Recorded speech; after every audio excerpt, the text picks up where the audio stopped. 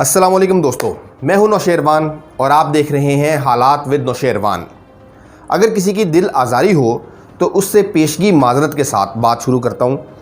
कुछ जज्बाती लोग कश्मीर के हवाले से ISPR की जानिब से जारी किए गए एक नगमे पर अंधाधुंध तनकीद किए जा रहे हैं।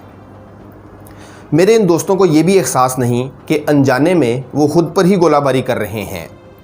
मुझे उनकी हुब्बुल वतनी पर कोई शक नहीं, मगर वो कहते हैं ना कि तस्वीर का दूसरा रुख भी देखो। तो मैं अपने इन जज्बाती दोस्तों को भी अपनी इस वीडियो में इस नगमे को लेकर तस्वीर का दूसरा रुख दिखाना चाह रहा हूँ। 15 से 25 साल की उम्र के हमारे नौजवान चूँकि एक जदीद दुनिया में पैदा हुए और इसीलिए उनमें से बेशतर ने रील वाले कैमरे और प्रिंट शक्ल में तस्वीरें नहीं देखीं। प्रिंट शक्ल में इस तस्वीर का एक रुख रंगीन और दूसरा रुख कोरा सफ़ेद होता था और इसीलिए ये तस्वीर का एक रुख देखने वाला मुहावरा भी है। आजकल सोशल मीडिया पर अपने ही दिफाई इदारों के ख़िलाफ़ दुश्मन के प्रोपेगेंडे का हिस्सा बनने वाले भी इस तस्वीर की रंगीन साइड देखने की बजाय कोरा सफ़ेद पिछला हिस्सा देखकर जज्बाती हुए जा रहे हैं और अनजाने में वो मुल्क दुश्मन अनासिर की ज़ुबान बोलते हुए एतराज़ करते हैं। कहते हैं कि गाने बजाने से कश्मीर आज़ाद नहीं होगा, कश्मीर की आज़ादी के लिए जंग लड़नी होगी।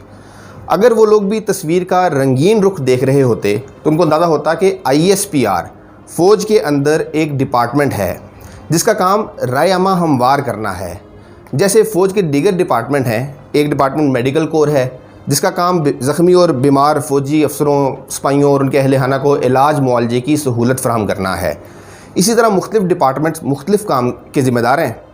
टैंक चलाने वाली यूनिट और है, समुंदर में लड़ने वाले और हैं और हवाओं में लड़ने वाले और हैं, और वो सब बड़ी ज़िम्मेदारी के साथ अपना अपना काम कर रहे हैं।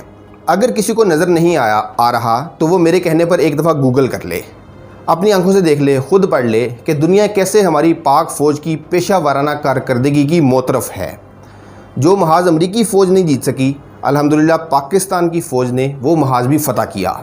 इंडिया जैसे हमारे अज़ली दुश्मन को भी एहसास है कि हम तादाद में उनसे कम होने के बावजूद उनसे कहीं ज़्यादा ताकतवर हैं। अभिनंदन वाला वाक़या भी कुछ अर्सा पहले हुआ है। इसलिए पाक फ़ौज के ख़िलाफ़ इस तरह की बातें करने वालों की हुब्बुल वतनी मशकूक हो जाती है। तो ये बात यहाँ ख़त्म हुई कि ISPR का काम जंग लड़ना नहीं, जहन साजी करना है और वह अपनी ज़िम्मेदारी इंतहाई बेहतरीन तरीके से पूरी कर रहा है। और जो जंग लड़ने वाले हैं वो भी अपनी ज़िम्मेदारी बेहतरीन तरीके से पूरी कर रहे हैं। इन लोगों को दूसरा एतराज़ ये है कि नगमों से कश्मीर आज़ाद नहीं होगा। तो इनसे गुजारिश ये है कि नगमे बनाने का मतलब ये नहीं होता कि नगमा सुनकर दुश्मन फ़ौजी ने मरना शुरू हो जाएगी, बल्कि ये नगमे जो हैं ये जज्बात को ज़िंदा रखने और उभारने के लिए बनाए जाते हैं। और इसीलिए ISPR ने यहाँ भी अपनी ज़िम्मेदारी पूरी की, बड़े अच्छे तरीके से पूरी की।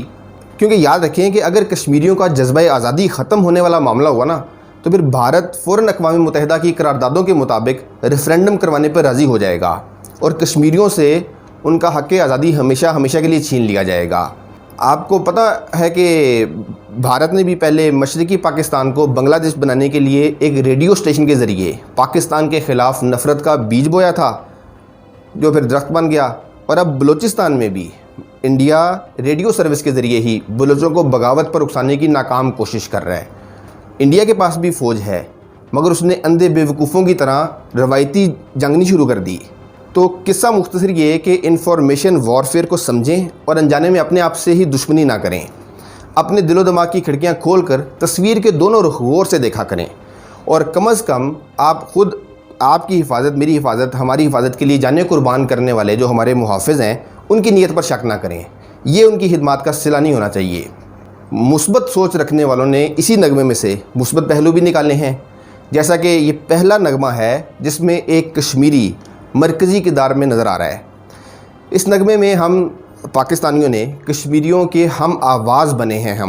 हमने उन्हें एहसास दिलाया है कि हम उनके साथ हैं और हमने उनकी आवाज़, उनकी चीख को दुनिया को सुनाया है कि एक दिन कश्मीरी अपनी आज़ादी का हक़ लेकर रहेंगे।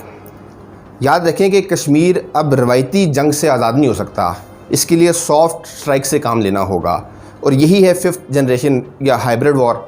लिहाजा एहतियात से काम लें और अनजाने में अपने ही इदारों को कमज़ोर करने के मुल्क दुश्मन अनासिर की प्लानिंग को सपोर्ट ना करें। और सबसे अहम बात यह कि अगर आपने अभी तक हालात विद नौशेरवान को सब्सक्राइब नहीं किया तो प्लीज़ सब्सक्राइब कर लें, बेल आइकॉन पर टच कर लें और पसंद आए तो वीडियो को लाइक और शेयर भी ज़रूर करें। अल्लाह हाफ़िज़।